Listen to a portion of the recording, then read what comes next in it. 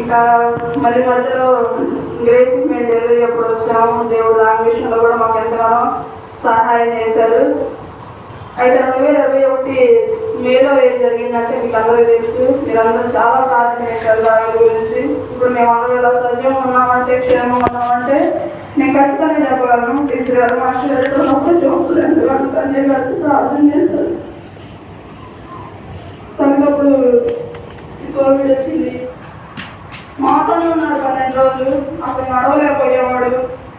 శబ్దంతో తడిసిపోతూ ఉండేది. అర్థం కూడా ఫోన్ చేసి కొద్ది రోజులు నడుచుకుంటేనే కొమ్మ అంటే ఎందుకని కట్టుంది అని అంటూ ఉండేది ఫోన్లో. మాకైతే అర్థం కాలేదు. అప్పుడే కొత్తగా వస్తూ ఉంది, సెకండ్ వేవ్ అది. కొంచెం దూరం వెళ్తేనే అసలు నడవలేకపోయాడు, నేస్తున్నా ఉండేవాడు. అసలు ఏం అర్థమయ్యేది కాదు. అలా నేను ప్రెగ్నెంట్ అప్పుడు వచ్చింది తనకి. 6 months ప్రెగ్నెంట్ గ్రేసిని. అప్పుడు తనకు వచ్చింది అనమాట. మేమందరం కలిసే ఉన్నాము 12 రోజులు. కానీ అదని మాకు తెలియలేదు. కానీ దేవుడు తర్వాత తెలుసుకొని అయ్యాల నుంచి కొంతమంది రిక్వెస్ట్ చేసి హాస్పిటల్లో చేర్పించి అవన్నీ ట్రీట్మెంట్ అంతా జరిగింది. కానీ దేవుడు అద్భుతమైన కృప ఏంటంటే నేను ప్రెగ్నెంట్ అయినా కానీ గ్లోరీ అప్పుడు 1.5 సంవత్సరాలు అయినా కానీ దేవుడు ఎక్కడ కూడా మాకు అది రాకుండా దేవుడు ఎంతగానో అద్భుతంగా సహాయం చేశాడు. హాస్పిటల్కి వెళ్ళిన తర్వాత కూడా నేను డాక్టర్కి రోజు 3-4 సార్లు ఫోన్ చేసేదాన్ని. ఆయన ఏ విషయం నాకు చెప్పేవాడు కాదు క్లారిటీగా. తన ఇంటికి వస్తాడని ఏ నమ్మకం లేదు, వాళ్ళు వస్తారని చెప్పలేదు అన్నమాట. కానీ మీరు ఎంతగానో ప్రార్థన చేశారు, దేవుడు ఎంతగానో సహాయం చేశారు. దేవుడు నాకు వర్షాకాలంలో దేవుడు నాకు వాగ్దానం ఇచ్చాడు. చెట్టుకు మంచున్నట్టుగా నేను అతను ఉంటాను. ఒలివ చెట్టు కలిగిన సౌందర్యం ఎవరు అనుకున్నంత సువాసన ఇస్తానన్నాడు. ఆ వాగ్దానం బట్టి నేను ఎంతగానో ధైర్యం తెచ్చుకున్నాను. ఎందుకంటే ఒలివ చెట్టుకు అసలు మరణమే ఉండదు అన్నమాట. మీకు అందరికీ తెలిసిందే. అంత దీర్ఘాలు దేవుడు దానికి ఇస్తానని చెప్పాడు. దాని బట్టి నేను ఎంతగానో దేవుడిని స్థుతించాను. ఆ విధంగా దేవుడు ఆ మరణపై పరిస్థితుల్లో నుంచి దేవుడు అద్భుతంగా ఆ విధంగా కాపాడి ఇది నాకు సజీవం మీ మధ్య ఉంటానికి సహాయం చేశారు. ఇవన్నీ ఎందుకంటే అంత దూర ప్రాంతంలో ఉంది, మా చుట్టూ ఎవరు లేక ఇక్కడ వాళ్ళందరికీ రావాలని ఆశ. అత్తమ్మకి, మామయ్యకి, ఎదురాకి, కిట్టకి ప్రతి ఒక్కరు కూడా రావాలి, పరిస్థితుల్లో చూడాలని ఆశ. కానీ పరిస్థితులు అనుకూలించినటువంటి పరిస్థితి అన్నమాట. లాక్డౌన్ ఉంది, అంతా ఇవన్నీ ఉన్నాయి. కానీ దేవుడు ఎంతగానో సహాయం చేస్తాడు మాకు నేర్పించడానికి. అవన్నీ ఇలాంటి పరిస్థితులు అందరూ దూరం అయినప్పుడు మనం ఎవరినైనా ఆనుకోవాలి, ఎవరు మనకి దిక్కు అని దేవుడు అద్భుతంగా మనకి నేర్పించడానికి పరిస్థితులు మన దేవుడు మమ్మల్ని తీసుకెళ్ళాడు అనమాట. ఒకవేళ అందరూ ఉండి కూడా మనుషులు కాబట్టి వాళ్ళు ప్రాణం అనేది దేవుడి చేతిలో ఉంది. కాబట్టి దేవుడు ఇవన్నీ మాకు నేర్పించడానికి ఆ మరణకరమైన పరిస్థితులు, వేదనకరమైన పరిస్థితుల నుంచి దేవుడు మమ్మల్ని తీసుకెళ్ళాడు అనమాట. దావితో పాటు మొత్తం 8 మంది ఉన్నారు. 6 చనిపోయారు ఆ రూమ్లో. దావీదు ఇంకొక ఆయన వాళ్ళిద్దరే బయటకు వచ్చింది సజీవంగా. దేవునామానికి స్తోత్రం. ఇది అయిపోయిన తర్వాత మేము డెలివరీకి వచ్చి అయిపోయిన తర్వాత మళ్ళీ వెళ్ళిన తర్వాత కథంతలాని మాకు ప్లేస్మెంట్ ఇచ్చారు. ఇప్పుడు నుంచి మీరు సేవ చేయండి, ఇప్పుడు భాష నేర్చుకున్నారు కదా, ఇప్పుడు నుంచి మీరు సేవలో ఉంటుందని మాకు సేవ ఇచ్చారనమాట. మేము వెళ్ళేటప్పుడు అనుమానంలో ప్రయాణం చేసి వెళ్ళేటప్పుడు మేము అదే ప్రార్థన చేసుకున్నాం. దేవానికి చిత్తం అయితే ఈ ప్రాంతాన్ని మాకు ఇవ్వవా అని మేము ప్రార్థన చేసుకున్నాం. చర్చి అక్కడ చూడటానికి బాగుండేది. మేము అలా అనుకున్నాం, 5 రూపాయలు బట్టి చూసి మేము అలా అనుకున్నాం అన్నమాట.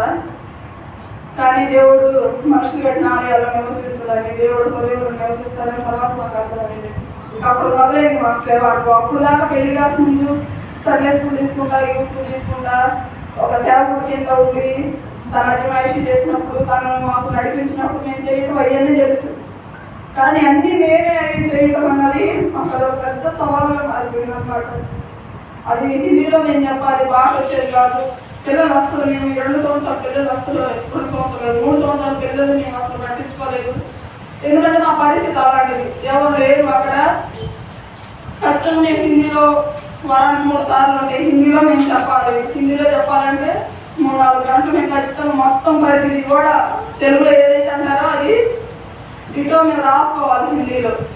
2 సంవత్సరాల దాకా అలా కష్టపడ్డాము. 4 గంటలు పట్టేవి మెసేజ్ ప్రిపేర్ అవ్వడానికి. అయినా దేవుడు ద్వారా దేవుడు ఎంతగానో సహాయం చేశాడు.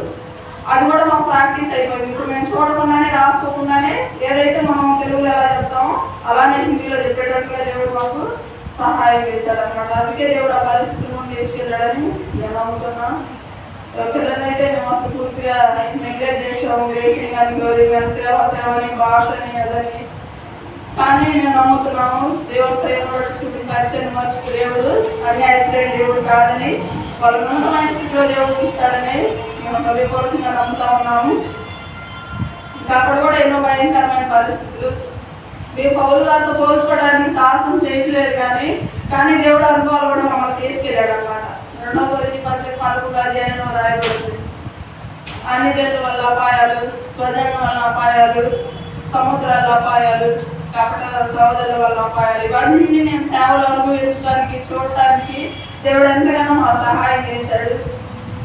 ఉంది 2.5 సంవత్సరాలే కానీ సేవలో, కానీ ఎన్నో సంవత్సరాలు చేసిన తర్వాత నేర్చుకున్నటువంటి గొప్ప అనుభవాలు దేవుడు మాకు నేర్పించాడు అనమాట. ఎన్నో నిందలు, అవమానాలు, భాష సరిగా అప్పుడప్పుడే చెప్పడం కాబట్టి వాళ్ళకి అర్థం కాక వాళ్ళు మిస్అండర్స్టాండ్ చేసుకుని గొడవలు వచ్చేటువంటి పరిస్థితి, ఎగతాలు చేయడం కానీ ఇవన్నీ. ఎందుకంటే వాళ్ళకి తెలియదు, అప్పుడున్న ప్రజలు అనాగరికులు అనమాట. మనలాగా సేవకుడిని ఒక రెస్పెక్ట్ వందనాలు చెప్పాలి, లేకపోతే అలా వాళ్ళకి తెలియదు. అన్ని మన నుంచి వాళ్ళు ఎక్స్పెక్ట్ చేస్తారనమాట. వాళ్ళు మనకి చేయాలని కాదు, ప్రతిదీ కూడా పరిచయం కూడా సేవకుడే చేయాలనేటువంటి మైండ్ సెట్ వాళ్ళు ఉండిపోయారనమాట. కాబట్టి అవన్నీ వాళ్ళకి నేర్పించి 2.5 సంవత్సరాలు చేయడానికి దేవుడు ఎంతగానో సహాయం చేశాడు. 100% చాలా మంది నేర్చుకున్నారు. ఇప్పుడు వాళ్ళు ఫాలో అవుతున్నారు, దాన్ని బట్టి కూడా దేవుడిని స్థుతిస్తూ ఉన్నాం. ఇంకా అనేకమైన కుటుంబాలు అత్త కోడల మధ్య సమాధానం లేకపోవడం, కొడుకు తండ్రి ఇలా బజార్లో ఇలా కొట్టుకోవడం కానీ చంపుకోవడానికి ఇలా అనేకమైన గొడవలు సంఘానికి వచ్చే వాళ్ళు ఉన్నారు.